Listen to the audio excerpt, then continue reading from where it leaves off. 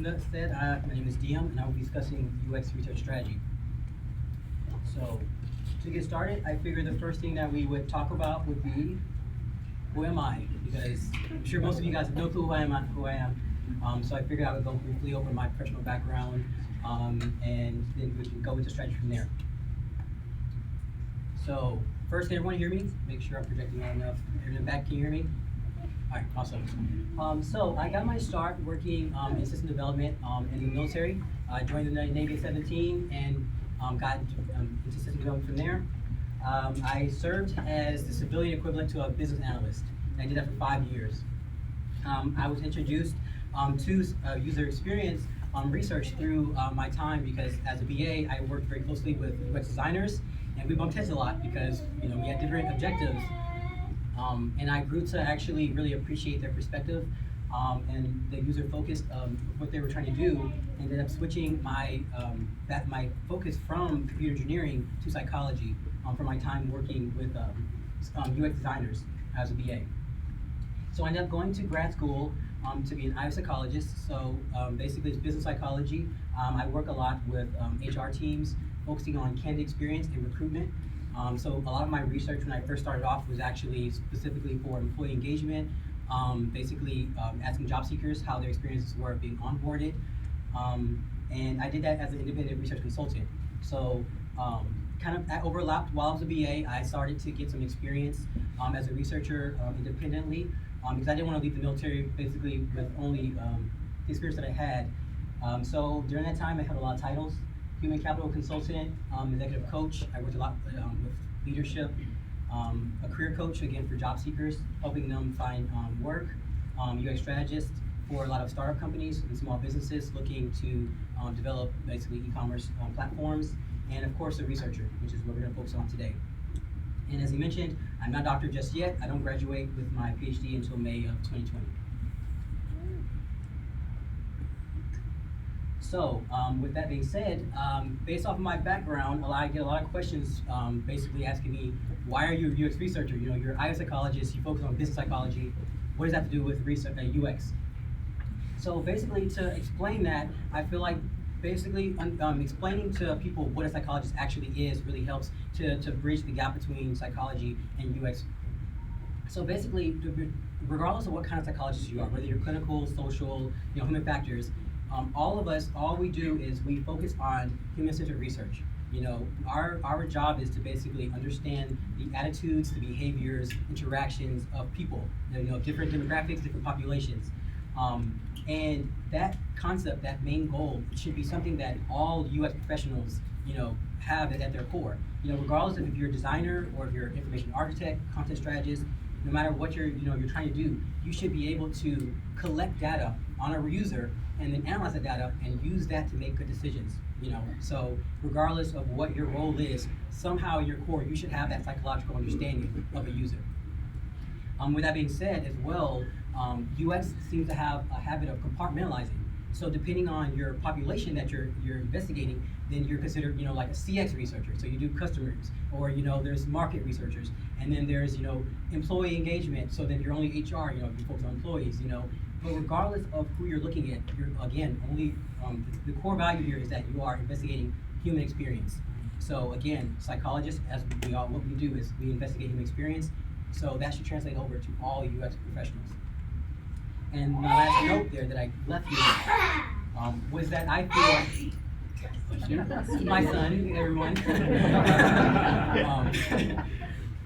So I mentioned that UX design basically is the ultimate application of sound psychological practices and effective research strategy because it is the actual interaction with the user. It's when you actually apply all of the psychology and all of the research, you're applying it so that you're actually improving that person's experience. So it ties us right into what is research strategy.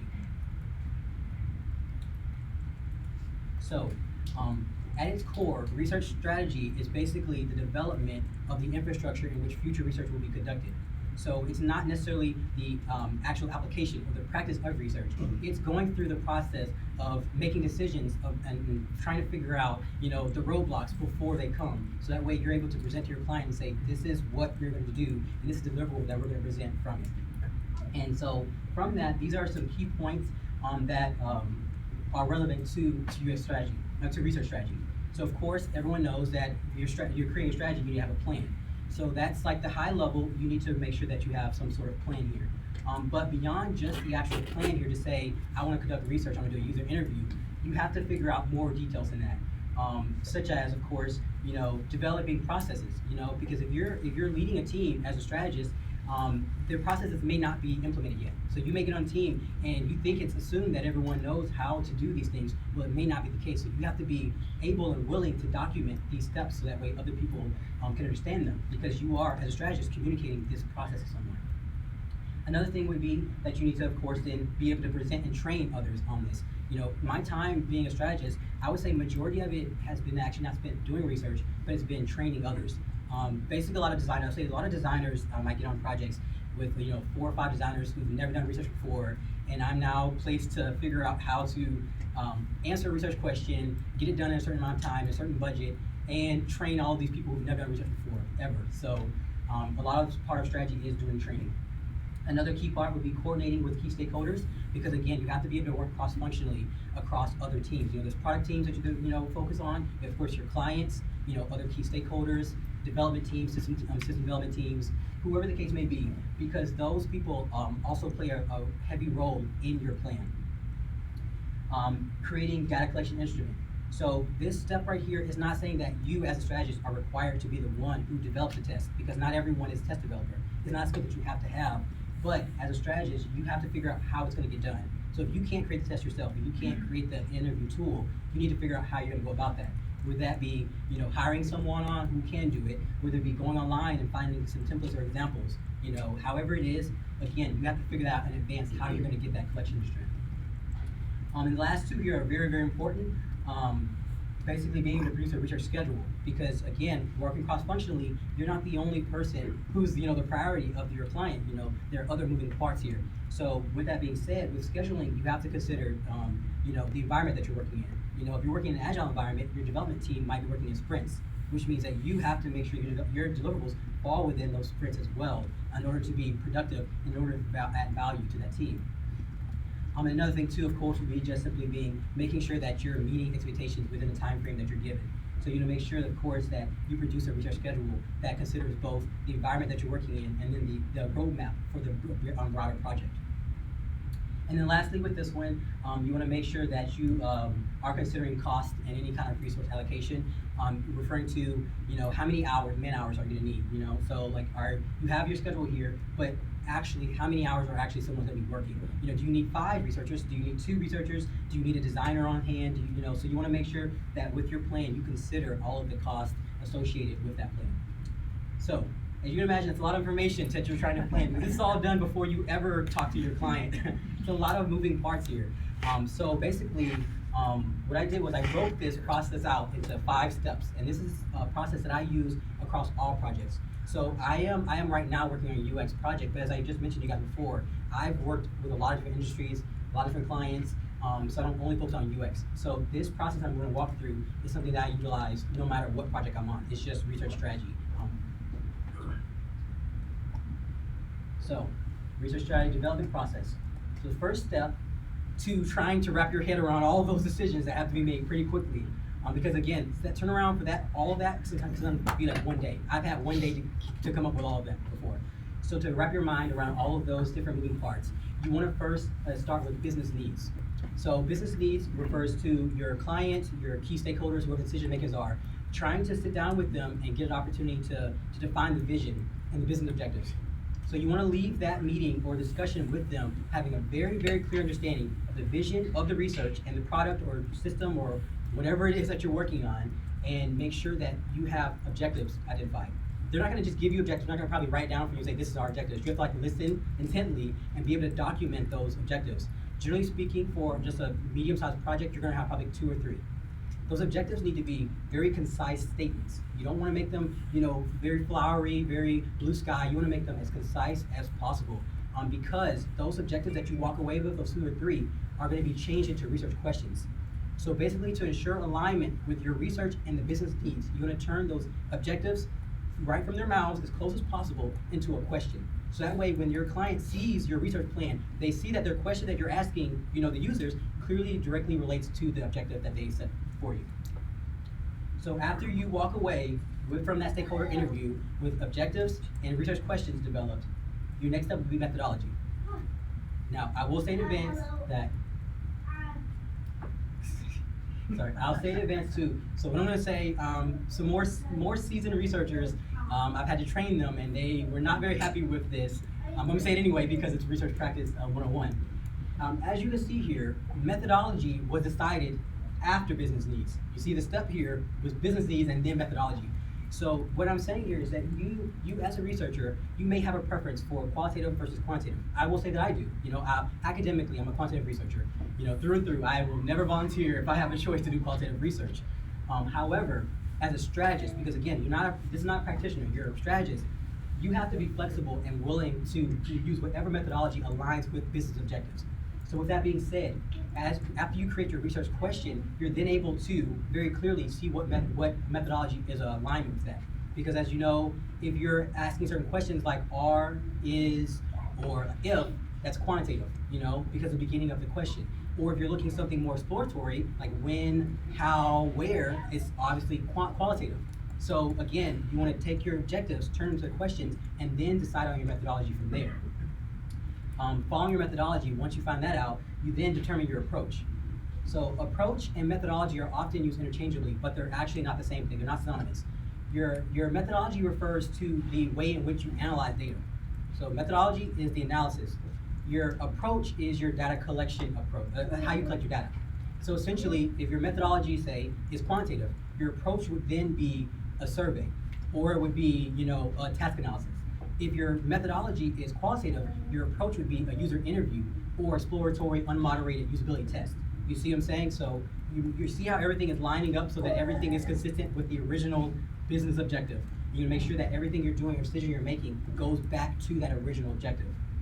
So now you have your business needs identified, you have your methodology and your approach identified. So now you're like, okay, this is a business objective, I'm gonna go with qualitative and I'm gonna use user interviews. From there, your next step would be making decisions regarding data collection.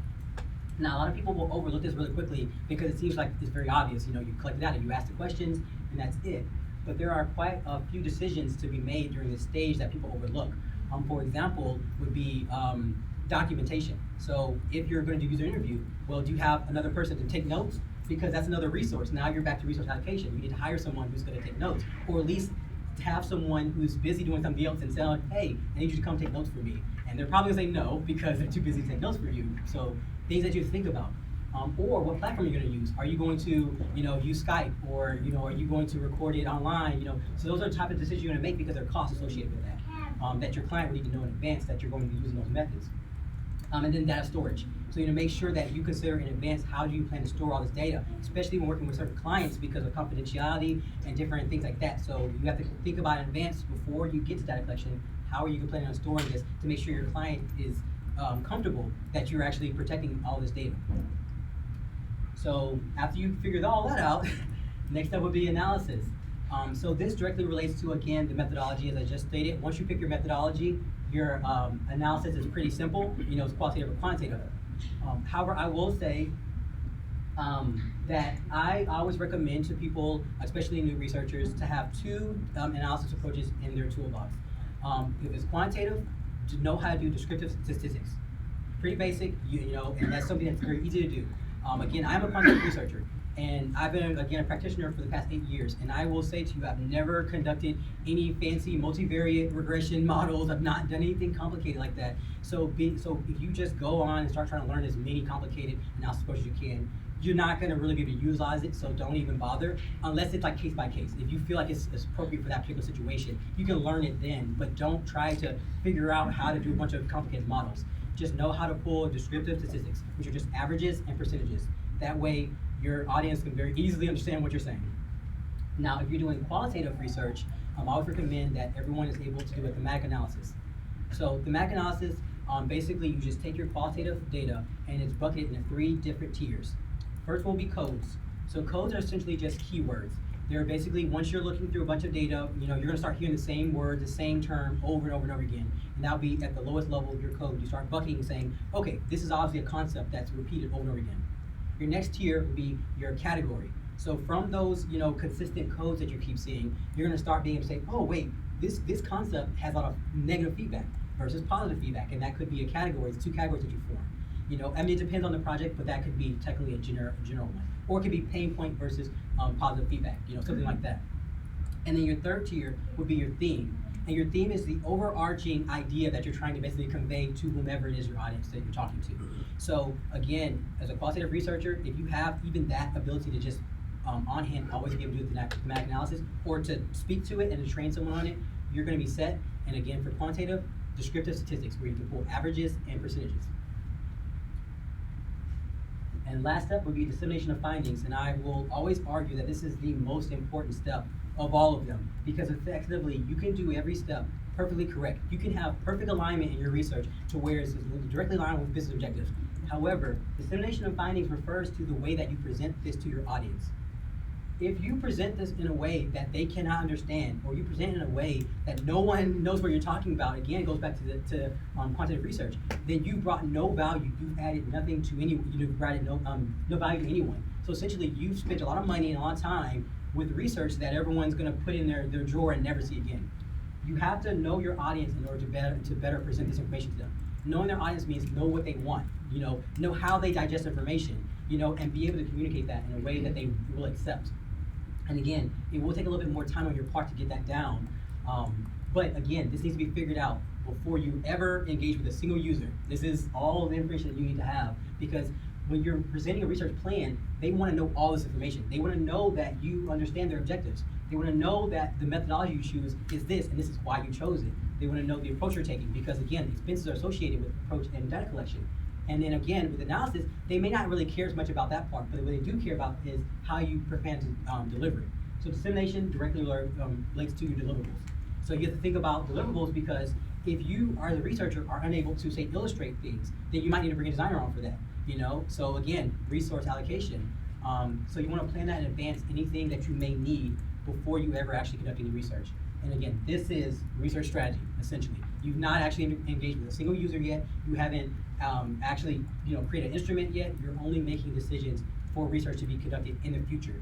And if you do this effectively, if you do this well, you're going to take the same strategy and be able to use it over and over again for that same client. You're not going to have to keep doing this every time if you do it effectively.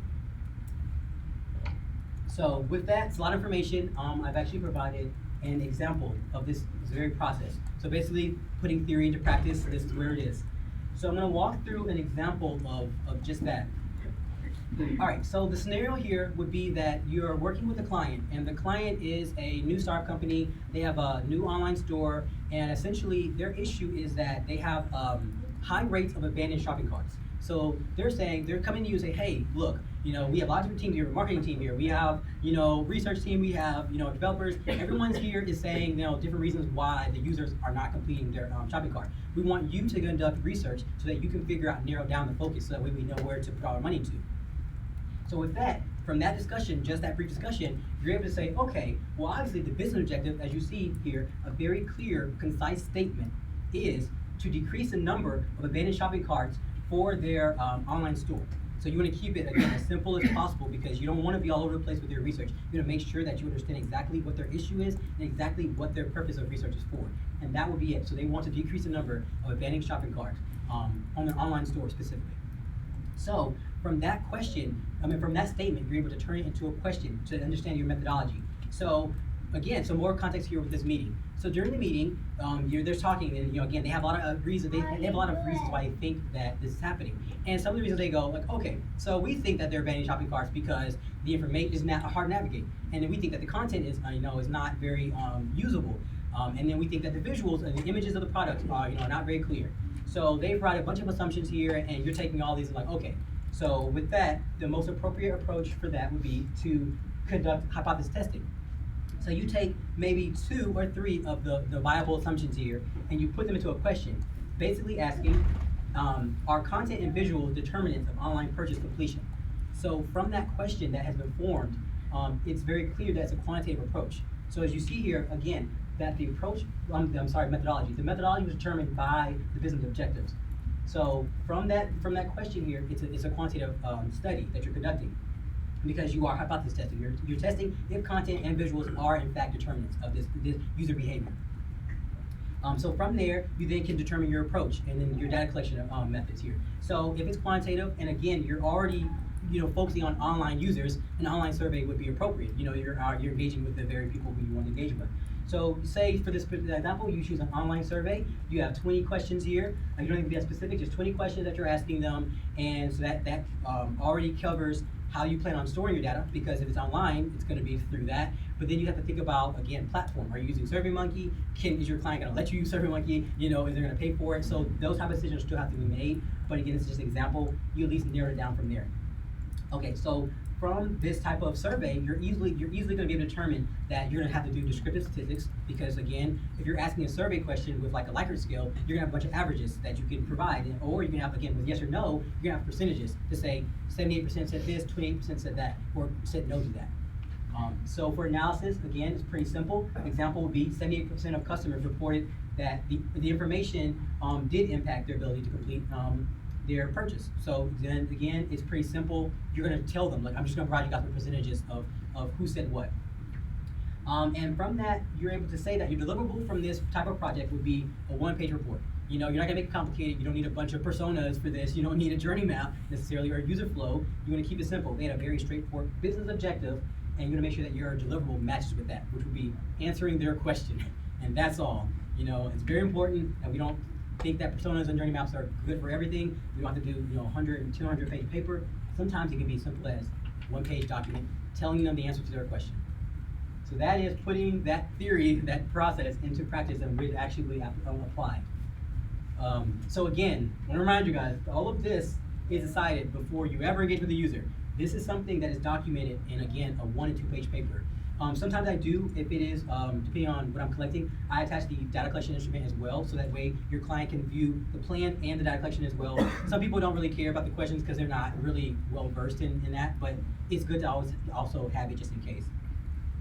So, all right, so I'm going to pause before we do something else, and there's a lot of information, and see if you have any questions on research strategy and the process. Yeah.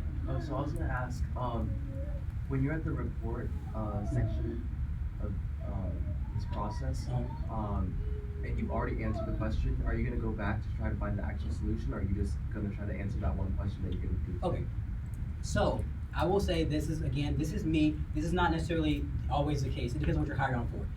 I do not claim to, not for UX, to be a designer. So I don't make recommendations aside from user recommendations. Now, that would be something that, again, we need to be discussed in advance, because I feel like with my current project, I am pulling user recommendations. So a significant part is not just pain points, but also getting recommendations from users. So that would be part of my report would be users recommend this. But I always use the words users recommend this, not that I am recommending it, because I am, the way I look at it as a psychologist, I speak for the user, I speak for the end user, but I am not a designer making recommendations. I don't step on toes with designers. I work with them very closely to say this is what the user feedback would be if you make a decision, but I don't cross that path.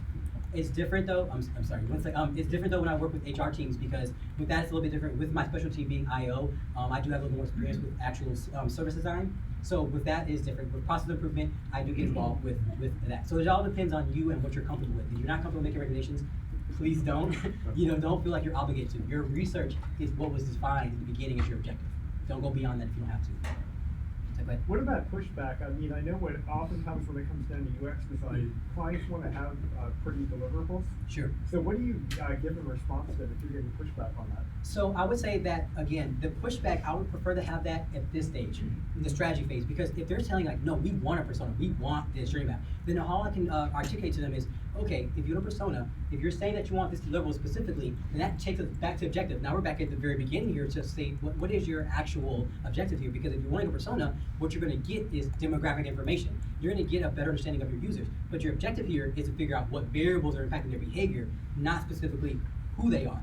So then it would change their objective. So I would just highlight to them, when you're getting a certain deliverable, what are you actually asking for? Because people can see a picture and not understand exactly what it is they're asking for. And I walk them through it. I walk them through, like, if you want a journey map. So if you're wanting a journey map, what you're asking for then is to understand their touch points in the system. You're not asking about the specific variables of which could impact their performance necessarily, because if you're only journey mapping, you may or may not get that. It's not going to determine that you will, unless you're specifically asking the users that. So I make it very, very clear to them what they're getting with that deliverable. And then again, this is why that question is actually really good, because it's why that I make sure that when I talk to the client and I'm actually presenting a plan, it's the full plan. I don't come with a piece of it. I don't come with half and then ask them for their opinions. I'm sorry, I just do not. Actually, Sean can attest to that, because I come with a full plan. I'm not saying that I tell the client this is what's going to be done, but if I'm being hired as a strategist, I'm being hired as a SME. You're telling me that you have a problem and you would like for me to use my research abilities to answer it for you. So I come with a concise plan of action, and I explain to them if they make any variations what that would mean. It could mean more cost, it could mean more time, it could mean that their objectives have changed, and they decide to do that. It's fine, but as long as they know in advance before I ever engage with a single user, that's all I do. So I'm gonna make sure that you communicate that with them. And yep. Can you talk a little bit more about how you determine the business objectives from the stakeholders? Like, do you come in with a specific set of questions? How do you lead that discussion? Sure, yes. Okay, so generally speaking, yes, I do. So before going into a stakeholder interview, I do like to prep. I like to know who my client is, and get a general background information as far as what there's a product that they're working on, a system that they're working on, and a lot of times I'll actually get that internally. So I'll just ask a couple people questions here, even going online and just looking up the company, and seeing if you can see on social media or anything that they're working on. And I have some basic questions here. Of course, so when we first get in a conversation with them, you want to make sure it's open and light. You want to make sure that they don't feel interrogated. You want to make sure it's conversational and that you're just trying to understand them better. So I usually start off like, okay, hey, so thank you for taking time to speak with me today. I really just want a good grasp of your vision and your objectives. You want to make sure that they know at the very beginning of the conversation, and that's what you're trying to get from them. So asking them, saying, okay, so basically, what is your vision for this product? Like, what do you want it to look like? What do you want it to do? What do you want to see? And then just get them at a broader topic of just the product itself. And then ask them, as they're talking and they're excited about whatever they're excited about, then you say, okay, well, how can research help with that? That gets you right to your objectives, because now you're narrowing their vision into how you can help. What are you supposed to be providing for them? And so from that question, from you asking, okay, so how can research help you? That's when they're more specific, like, okay, well, research can help because we don't know X, Y, and Z. And once they start talking about what they don't know, that's where research, usually tends to play a part in. So those are really the key reasons I go with there. So you? Yeah. What are your thoughts on using multiple methodologies for a single research method? For example, using long quantitative. Yeah. So it depends on the research question. So again, I have no preference for methodology. I do not go into a situation with anything in mind that I think we should or shouldn't do. I have done plenty of projects where I've had to do a mixed method. I've actually currently right now, I did a mixed method survey to where both qualitative and quantitative data was collected. I've actually had to do multiple rounds because again, the questions and the objectives, how they were structured and the way it worked with the development schedule, it had to be staggered. So I ended up having to do surveys at one point, and then do user interviews at one point, and then doing usability testing because of development cycle. So you have to, again, be very flexible and think about all that in advance so that you can map out a roadmap specifically for research. Your roadmap just has to align, though, with the bigger product. So again, it's the same concept here. If you think that that's the approach that you want to take, make sure that it aligns with business objectives and that you can clearly show alignment so that your client clearly understands why you're doing this. And have a schedule and consider cost with that, because it usually is more expensive. Any other questions? Oh, yeah. So for the methodology, Sure. How do you know what is the problem that they have? Is it based on your experience or? What their problem? So that would again go back to business objectives. So when you're going through your stakeholder interview, you want to make sure that you know that what their problem is and that the objectives are clear. The easiest way of going about that, if you're not sure, you feel like you don't have enough experience to understand that, is ask them. Because think about it, you've had an interview, you probably talked to them for 30 minutes, 45, however, because they're usually pretty busy. So follow-up email can verify the objectives. So then say you sit there, you talk to them, and you want to kind of digest the information, and you want to make sure it makes sense and look at your notes first. You take a day, look at it, and go, okay, I think from the meeting and from the research I've done that these are their objectives. And I have 3 objectives, and you make sure that you keep them concise because they're going to be very blue sky. They're going to be abstract and everywhere. you want to make sure that you take the time to think about it and make them as concise as possible. Then email them, say, hey, thank you for, meeting with me yesterday, and I want to make sure that I'm addressing your concerns correctly. These are 3 objectives that I got from your meeting. Is this correct? Yes or no? And that's it. And if they say no, at least it'll be, basically they're just revising what you've created. It's not like another discussion. They're just saying, tweak this a little bit, or maybe you got the population wrong, or something simple that you could just tweak in that sentence versus starting from scratch. So, any other questions? Make sure I got everyone. Yes. How do you know when a particular research question calls for qualitative methodology or versus quantitative? Okay, so generally speaking, it's what it starts with. It's kind of, I will say this was based off of my more academic background of understanding the difference between qualitative and quantitative. But it's also something that I'll get to that later when we get into how to start your research, but it's something that you can also look up very easily. But generally speaking, it's the first word of the sentence that kind of helps you indicate it. Like I said before, if your question, the easiest way though, without even looking at the first word, if the question is clearly open-ended, if you can't answer it with yes or no, it's generally qualitative. If you can very easily answer that question with yes or no, it's quantitative. That's like the best way to tell it here. Like our content and visual determinant of online purchase completion. Yes, it is. Or no, it's not. That means it's quantitative. The same goes with the opposite. If I ask, when is content and visuals determinant of online purchase, that's open-ended. You can't say yes or no to when. So then obviously it's qualitative because you're asking the same thing from your user. Hey, when is this a problem for you? And they're going to give you an open-ended response. So if you don't know the more academic definitions of it, just ask yourself the question and say yes or no. And then that'll give you the approach. All right, awesome. Okay, any other questions before I move on to the next section? Make sure I got everyone. All right. We'll have more time, I think, at the end too, so if you have a question, feel free to ask them. Okay, so the next section here would be entering into the field as a researcher. So again, I will say this, as you've noticed, my discussion is not actually specific to UX. So this is not specific to UX either. However, again, as a UX researcher, it does apply to you. So I have 3 steps here, and I actually recommend following them in order. But these are 3 steps that I have defined for entering the field of UX research. The first one would be to define your research process. So as you guys have just seen, I went through mine. That is something that I created. I perfected that, and I know it very well because I can speak to you guys to it, answer your questions on it. It's something that I can speak to at any time, at any topic. If you are going to be going on an interview, you need to have a process that you can speak to just as fluently as I can speak to mine. And if you don't have that defined, then essentially when you're preparing for an interview, you're preparing for questions to be asked. You're not preparing them to understand you. You're just preparing to respond to a simple question. And it's actually much harder to do that when you're just trying to memorize some responses to generic questions here. Instead, before you even tackle it, you need to understand or define your process for yourself. And to do that, you need to then look up different techniques that you feel comfortable doing. If you want to lean more towards qualitative or quantitative, then you need to be the best qualitative researcher or the best quantitative researcher in your approach, in your design. Not in general, but whatever it is that you decide is your go-to strategy, you need to be the best at it. In order to do that, I will say that, again, foundationally, I did go to grad school. I also have to say that because there is that understanding of research at a deeper level because of grad school. And I won't say that, you don't need it and it doesn't help at all, because it does. But I will say for UX specifically, I took no courses on UX anything. I did not take any human-computer interaction courses, no human factors courses. I'm an Agile Psychologist. I took a lot of business classes. So my understanding of UX came strictly from YouTube.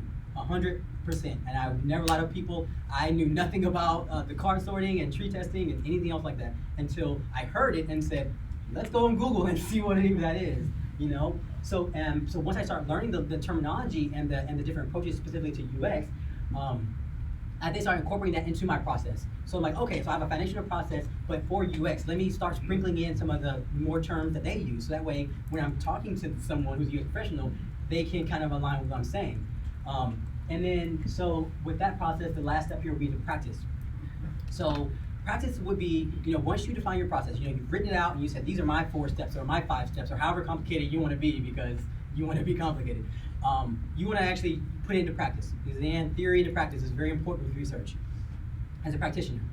So whatever you define as your process, you want to make sure that you're actually doing it with someone. It could be a friend, it could be, random survey that you want to just administer online, because there's a lot of free survey tools. Say you pick quantitative as your approach. Actually, I use my own self-example. So I get this actually, this is probably the most common question that I will say that I get is, how did I get my start? So actually, this is a perfect time to actually talk about that. So how I got my start, I briefly went over that talking about the fact that I went from a BA, a business analyst, to independent research consultant, but there's a gap there as far as how did I get my first client. And so that process involved basically this. So again, I decided I wanted to get into UX research. I did not know much about UX research at the time, so no one's gonna hire me to be a UX researcher if I don't know anything about it, basically.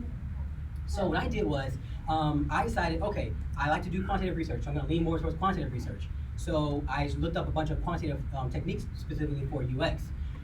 And I realized that, okay, I can do A/B testing, and I'll start with that one. So, and web analytics. Those are the two that I wanted to go with first. So I decided what I'm going to do is I went on Shopify, the platform where you can create your own e-commerce stores, and I decided to just open up a store. I just use like dropshipping as my platform because you don't have to worry about inventory. You don't have to worry about a bunch of stuff. I only wanted to focus on the interface. I didn't want to focus on a bunch of, actual business decisions to be made here. So I opened up my Shopify store. I had a few products on there, things like 10 products. I didn't want too many because I didn't want to have to balance, again, an actual store. And I started a social media page for it. And that's how I got my consumers, so I got my audience to test with. So I played around with images. So I'm like, okay, which image do you think is better, this one or this one? And what I did was, when I got those results, I would then, of course, make changes to my website, and then I went on to the analytics page and started monitoring analytics and started saying, okay, viewer count changes for this. Oh, abandoned shopping cart changes when I do this. Or, clicks per minute changed this. So I started watching the analytics part of it, and that's actually how I got into Google Analytics as well, and started learning what tags were. Because again, when you're running your own show, you can do any testing you want. You can do it in a time frame you want to. So my practice basically was starting my own little Shopify store, and that's how I got experience. So then I started expanding from there to surveys. So I'm like, okay, now that I've done some A/B testing with one or two questions, I want to go further than that. So I started develop my own tests. So I started doing quantitative studies using, again, my Instagram followers from that business page to get samples. And then it actually moved into usability testing. So I started doing my first remote usability testing, again, for my own store, doing it that way. That's kind of how I got my experience. And from there, so what I did was it actually ended up being really successful, kind of surprisingly, because I wasn't necessarily intending for that to be a viable business. So what I did was I ended up posting it on sale, because you can sell Shopify stores online. And what happened is that basically new entrepreneurs and startup companies, they could not afford to buy the store outright because it was pretty pricey, but they ended up hiring me as a consultant for them to help do the same thing. So like, basically, how did you do this? And I'm like, how did you get your store to be so successful in 6 months? I told them, UX research. I'm like, what is UX research? And then can you do it for me? And that's how I got my start. I got a client list from just posting my store on sale, them seeing the numbers, and the fact that no marketing costs. I actually paid for no marketing, no Facebook ads. I just simply kept optimizing my store until it was successful. So that's how I got my start, and all that was practice. That's all I did. I just practiced until I got it right. And it took me about 6 months. It may take you a little longer, more or less time, but you want to make sure that you define a process and you practice it. That's the key. What was your product? I'm sorry? What was your product? Just clothing. Actually, just pretty generic clothing too. It wasn't even really like, I didn't design it or anything. I just kind of picked some clothing items and, again, changed the images that I use, because when you dropship, they have a lot of different images that you can use. I just tested which ones were more effective. And they were the same product technically that were being sold in other stores, but again, they weren't doing UX research, so they were just kind of generically picking one. They didn't make changes to their stores and update. And so I was continually changing the structures. I did a lot of content strategy where I changed the labels to make sure that they were easier for people to understand what was in them and all that. And again, engage with my users through user research. And they actually liked the fact that I did a study at the end of it for my master's. The fact that my customers felt closer to the company because of the fact that I did conduct so much research, so they felt that their opinions mattered to the company. So I actually ended up doing that again for my master's. So next up here would be to create a portfolio. So again, you want to define your process first. So number one, define your process. Your portfolio, there's 3 reasons why I always tell researchers to do portfolios. First, because most researchers don't have portfolios. So you're going to stand out. Automatically, you are going to be that one researcher who has a bunch of visuals here to describe their resume versus a bunch of resumes that they'd be looking at all day. So it allows you to stand out in that way. Number 2, because again, what I just spoke on before, when you are going in an interview and you're just trying to memorize answers to questions, very generic questions, you're not really showcasing your experiences very much. You're just showing that you can memorize a response to an answer. But if you create a portfolio, you are forcing yourself to break that project down that you're describing to them very vaguely into steps. You're breaking down to what was the objectives of that project, what was your methodology, why did you choose that methodology, what did you collect on, what was your specific role. A portfolio makes you actually type that out, so that way you have to physically think about these type of things. And if you actually refine your portfolio right before you go on an interview, you're gonna know, what you're gonna say, because no matter how they ask you the question, no matter how they flip the questions, again, you have just the night before worked on that project, or on that process, and you've illustrated it in a way that you can memorize it a little bit easier because you have a picture associated with it, rather than just, again, memorizing a bunch of paragraphs. And then the last step here would be, and I call it a cheat sheet. So whenever I work with UX researchers specifically, I tell them to bring their portfolio. They're like, oh, I have digital copy. Well, print it off, because if you have a print off of it, it is right there in your hands. It's not as if you print off like a page of paper and you're just reading a script to them. If you have a portfolio, it's a presentation. So right now, as I'm looking at this, on this PowerPoint, you can use your portfolio the same exact way. You can have it with you, so that way, when you're going through your process step by step, you're not forgetting some of those key aspects that that you really wanted to highlight, because it's right there. They can even ask you, hey, well, what's that picture of, or what's that step? And you can say, oh yeah, thank you for reminding, or thank you for asking, and you can speak to that, because essentially you have a PowerPoint in your hand that you can walk through, and you're not going to be nervous because, again, you have the answers to your entire test, right there in front of you. And so last step would be network. And I feel like people always say that, and they're like, oh, okay, whatever, network, everyone says that. But I will say, from my personal experience, I have now worked with 19 different companies, my 19th being the one I'm currently with right now. I've only technically ever actively been an active job seeker and applied for a job 2 times. 2 times in 8 years, twice. And even still, that was mostly because I just wanted to just try it out to see if they were, tested. I didn't think I was necessarily qualified, but I wanted to kind of branch out and try that type of thing. But generally speaking, I have had no gaps in employment. In fact, I have overlapping projects because of the fact that I network. Networking can come in a lot of different forms. Of course, like this, the meetups, speaking with people, hearing there's just job openings available, understanding who's in the room with you. Of course, with LinkedIn, this is actually how when I first started really networking specifically for UX. I would just look on people's profile and see, okay, this person has career progression, and I think that I would definitely want to, understand a little bit more how they got there. And I just message them generally, because I always say flattery is like the easiest way of getting people's attention. Like hey, you have a really impressive background. I think that what you're doing is very unique and wonderful. Can you tell me how you got there? And usually people are willing to speak. I'm sure that I can speak to that, because I get questions like that all the time, like, hey, how'd you get here? And I've sat on Skypes with people a lot of times. Actually, there's one person in here who actually Skyped with recently, she reached out to me on LinkedIn and said, hey, you have a background that I like, can you walk me through your process? And that's, how you network, So I really highly recommend networking as a solution, not a solution, but as a step. It's not the only one. You shouldn't not apply to jobs, but I'm saying something that you should continuously be doing, even if you are employed, is making sure that you're constantly interacting with those in your field. So, again, a lot of information there. Any questions specifically to the getting into research or back to strategy? Any questions? Oh, yes. So, going back to what you said about the process or having a process, I used to think I have a very well-defined process, Sure. and then I started an agency where the projects vary. There are a lot of different types of things that you do. Sure. And my process somewhere got lost in that type of work. So what would be your advice for someone who's working with so many different projects Sure. that they? So 2 things.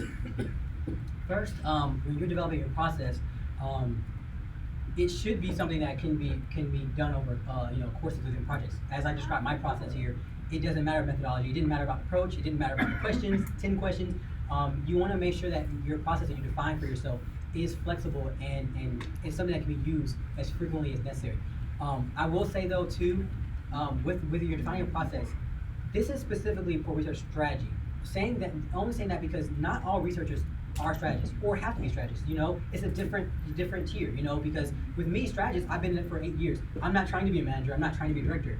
So it's different. But as a researcher, you can have more of a confined. This is what I do. I'm a qualitative researcher. I'm very good at it. I'm a SME in qualitative research. So then your process is more confined than mine would be. So then you will likely be a qualitative manager. Qualitative research manager, and go from there.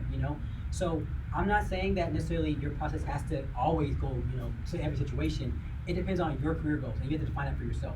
Do you want to be able to be a strategist where, again, you're placed into any industry, any research problem, any situation like I am, because that's what I do, and have to have a process for that? Or do you want an industry, like do you want to specifically work in healthcare, which you know that you're going to work with this type of demographic, and so that you then define your process to align with your career goals. So, you have to make sure it makes sense for you. This, again, the strategy that I just pointed out can technically be a framework that anyone can use, but even if you decided, again, that you would do quantitative research, then you would be a lot more specific in your methodology to where maybe you don't accept all questions, you don't accept all business objectives. Maybe you say, I don't take on those type of things. Or if you have the skill set, now I will say, not everyone does, if you have the skill set to be able to persuade someone that your approach is the most appropriate no matter what, then that could work for you. So I would say figure out, your specialty, figure out your process, figure out what your career goals are, and then map out, your strategy from there. Yes. In identifying UX problems, have you ever encountered situations where your research has revealed these problems and it's met with resistance, embarrassment, or skepticism? Okay, yes. So I will say that I've had stakeholders that do that quite often, to where they asked for the information, but they really didn't. They had an assumption that this was the answer, and then when research shows that that's not correct, they're like, okay, well, we need to do it again, or well, maybe that's the wrong users that we talked to, and all of that. So when that comes, to be honest, the way I look at it as, again, I'm an objective researcher. I'm objectively speaking for the user. I'm not personally attached to it. So if you say you don't want to do anything with it, forget that. Then to be honest, I'm more indifferent. I guess, like, look, this is the data, this is what has been said. I can stand behind my process. That goes back to research alignment. Because if you as a researcher know that you did those steps and they align to their original objectives, then there's nothing there for you to concern yourself with, because your job is simply to collect data on the users and analyze it. Beyond that, it's what there's other decision makers that handle that. You shouldn't take it personal, because I've worked with, I would say the most frustrating one is when I work with HR teams, because I'm working very closely with candidates, and my passion is for candidate experience. I really like helping job seekers find employment.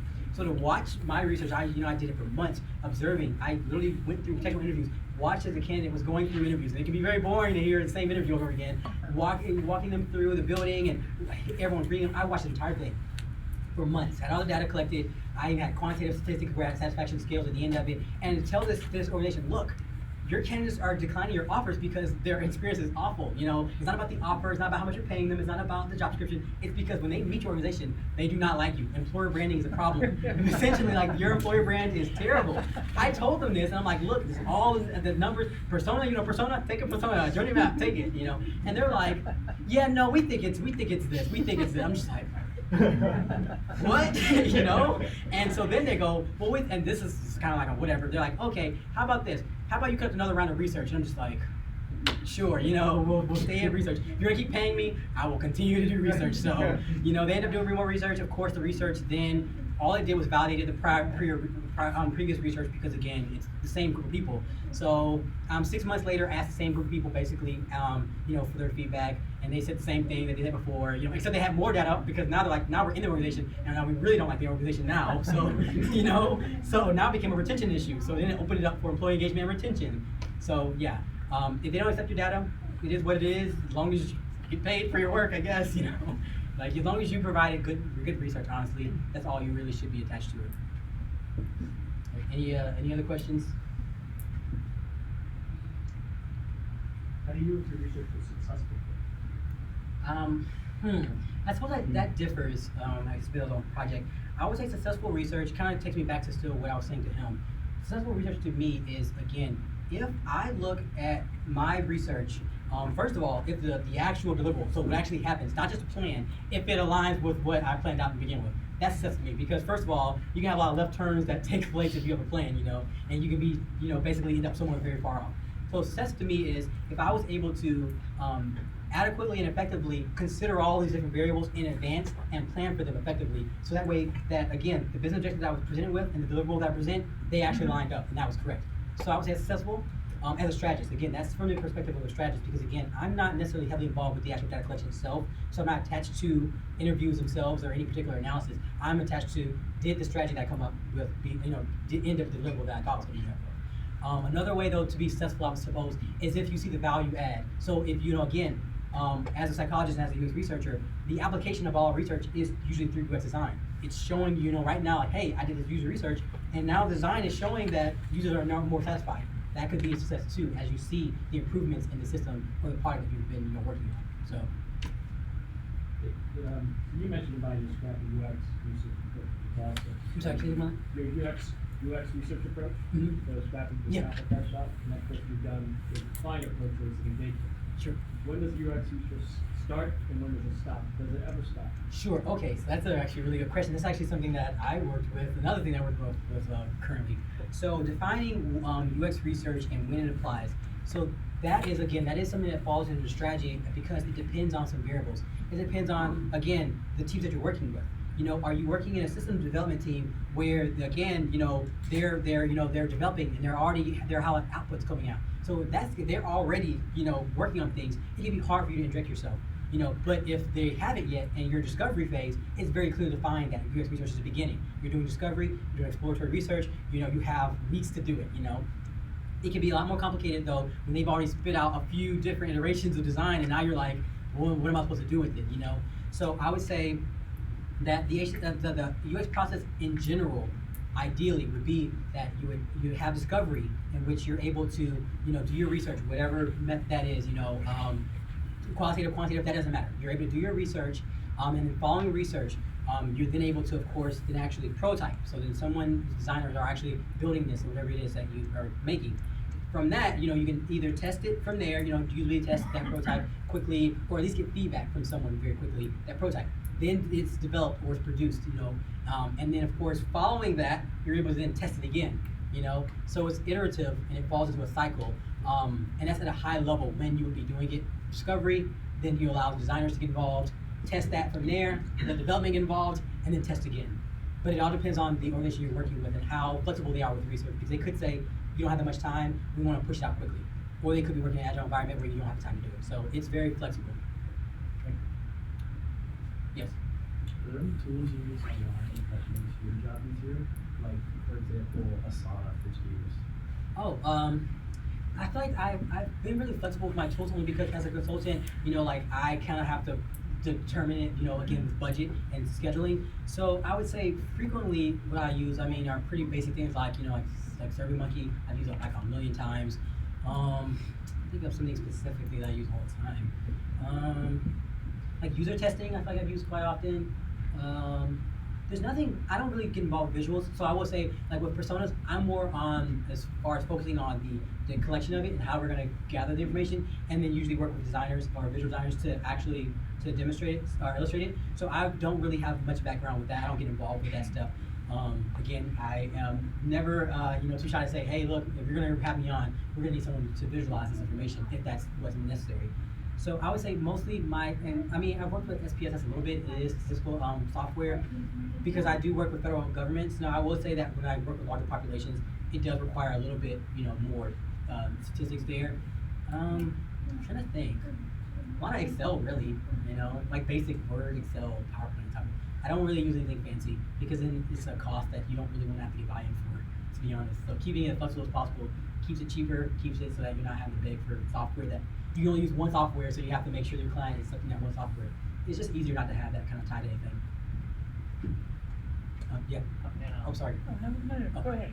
So I want to know, what was the, everyone's gonna make a mistake when they read something, right? So Sure. what is the biggest mistake you ever make, and what should you learn from that? Sure. Biggest mistake, that's a good question. I've never been asked that one. What do you think? Oh man.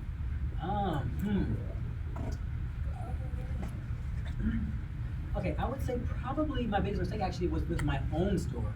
So I would actually say I dropped the ball early on would be the most, only because I can associate with money, because again, it's my own store, so I could see. And that would be because I did not take it serious. I didn't take, again, content very seriously, because at the time, again, I was my mind was so focused again before I was really open-minded with strategy. My mind was focused on, okay, I'm going to test, quantitatively, I'm going to look at, visuals, and I want to look at, again, clicks, and I don't look at the fancy things that I want to look at. I don't want to look at, what's not important to me. And I completely ignored content. It was something that I'm like, who even cares? If you can read, it doesn't matter what the content says, just read it, type of, I had that kind of attitude about it, like, read it, it's, it's there. And I realized that until I started taking it more seriously that, like labels mattered, what specifically you label something mattered as far as navigation. I didn't really realize that content, how much it impacted navigation as far as directing someone on what to do next. And usefulness information. That was a concept that I didn't even think about, is how useful the information that you provide actually is, and how that had a relationship with marketing. So I would say the biggest mistake would be disregarding and not taking content seriously. And as UX professionals, a lot of times we do overlook it, because you're focused on visuals and you're focused on interaction and interactive prototypes and all those fancy things. But content is very critical to the user experience. How did you learn that content? I think it's a great point. Sure. Like, we're like bootstrapping boxes, it's like a ton of free tools. How did you figure out that content was your biggest mistake? I would say that actually was through a survey. So again, I did want to focus on quantitative, of course, but at that point, I'm like, let me branch out and start asking more quantitative questions here instead of fine-tuning that they're only going to get responses on this. And I found out very quickly, actually, from asking open-ended questions, they're like, that's all great and dandy, your pictures, but we hate the way you describe this, or we hate the label, we don't know how to find this. So I'm like looking at it again, I started doing thematic analysis where I easily could start coding, and the keywords were basically content this, information that. I'm like, okay, clearly this is an issue. And as when I bucket them, it very clearly that all of the content information bucketed under pain point. So it was a very big red flag for me that I needed to focus on that. So that's how I actually just started taking qualitative research more seriously and applying it, and that's how I found out. Yes. Yeah, you mentioned that you had done some projects in an agile environment. I have, yes. Could you describe that experience a little bit? Sure. Well, I guess I can do the one right now. I'm working in an agile environment right now. So with agile environments, I will say this. This is number one, and this has happened I've worked in agile environments 4 times, 4 different projects, and I would say all 4 have done this, where they have an agile approach they want to take, where they be 2 week sprints, where they're going to use like Safe Agile, for example, or whatever it is, and then they switch. They're going to switch, because it's like a trial and error time frame. So I will say there's two things to think about when you're working in an agile environment. One thing that you have to learn that agile environment, you have to figure out how, again, you're going to apply research, because it could be 2 weeks, it could be 4 weeks, it could be where you're having PIs, it could be different increments of time, right? So when you're having a deliverable, you want to make sure that your deliverable ends at a certain time, so that way it aligns with the sprints of other people. So it adds an extra layer of complication to any type of planning. But it's definitely not impossible, and sometimes actually it can be better for checks and balances, because now you're held accountable a certain date, and you know that someone's going to pick it up from there and go. But I will say that when you're trying to be a research strategist for a program that may change into a different agile environment, that's where it gets a little complicated, into which if you're in the middle of research or you're in the middle of some kind of practice, you're having to kind of, again, abruptly go back to square one and have to say, okay, now, I had 4 weeks to have this deliverable, but now they've moved it to 2 week sprints, so now development has been pushed up to sprint 2. So you're having to basically, again, start from your processes, the process you defined, has to be very flexible in the fact that you can say, okay, this is the schedule that I have, this is the resource that I now have, and that first page where I sent you where all the decisions you make, you have to basically reevaluate all the decisions again and think about them. Now you may have to change all of them, but you need to at least consider if those decisions that you made previously align with the new environment that you're in. And that's basically what I have to do. I take those 10 things basically that are involved with research and go, okay, this is the situation I'm in right now. This data collection method, does it still apply? This is research standard, does it still apply? Does the team that I have, does it still apply? And then go from there and make changes. Within software environments? Software projects? Yes. Actually, no, one was a product, but the other 3 were software too. Cool. Thank you. Sure. Yeah. Have you found cases where to be honest, you have to tell the client that research is not needed? Oh yes, actually. So that is actually something I've done quite often, more times than you would think. I just simply tell them, we don't need to do this. Now, if they insist on it, again, if I'm on the payroll, I suppose I will do it. But to be honest, so an important part of even your job as a strategist, it is simply to say that research is not necessary. Because you don't also, the reason why sometimes even it's not good to just do it anyway is because you have to think about what you're putting on the user or the participants. Do you really want to reach out to them and inconvenience them or deal with all that if you don't really want to, especially with certain demographics of people? like it's more of an inconvenience than anything. And instead of showing them that you appreciate them, your feedback, you're kind of just like, hey, we're going to waste your time. So if I feel that the research is not going to add value to the end user's experience, I'm not going to quickly do it, because think about it. If you sit with the user, say you do interviews, right? So you're sitting there doing rounds of interviews with them over and over again, right? And then after 8 weeks of doing these interviews, you take it to the client and say, hey, look, I didn't find anything because I know I wasn't going to find anything. There's nothing from this, right? The user's going to go, hey, I've been working with you for 8 weeks and I'm looking at the system and nothing's different. Why did you waste my time? That makes it actually, again, back bad on the actual client themselves. So you want to let the client know that, like, look, this actually can negatively impact you, because if you're interacting with your users and they see no results from it, essentially you've actually hurt your brand rather than help it. So something to keep in mind is the value it would add. If you feel like it truly won't add value, you need to really tell your client that. If they choose to do it anyway, then as a strategist, you've at least done your role in telling them, hey, I thought this through, and I'm telling you it's not advisable. Well, the example I was thinking of, a couple of examples. One is in which research is needed, but not your research. You can cite other existing research. Like secondary data analysis? Yeah. Okay. Well, for example, heuristic analysis, where out of your experience, you can look at the product or the software or the website, and you can see that there are things in it that don't comply with well-recognized UX principles, and so research isn't really necessary. Sure. With that approach, I would say it depends. It does depend, because that is still assumption testing, and that is quantitative research. So all you'll be doing, though, is you're refining your research to a very, very specific bucket, and that can be done very quickly. So there's a very quick turnaround. When you're being that specific to where you've done a secondary data analysis or you've done an observation, and you're saying, hey, look, this is pretty, you can say, like, it's pretty obvious that this is it. Then you can simply present to them like, this is obviously what it is. But to verify, to validate that, we're going to do a little bit of testing. So that could be a quick survey with a couple of questions. Or it could be that you talk to 3 or 4 people qualitatively and just say, hey, is this the case or is it not? You know, so I wouldn't say that necessarily eliminates the need for research for that. You may still want to validate it because you could be wrong. So it just depends on that one. But again, if there's no value add, you truly feel there's no value add whatsoever to it, and you think it actually negatively impacts the user's experience or their impression of the product or service, then you want to say no. We don't want to do this. All right. Any other questions?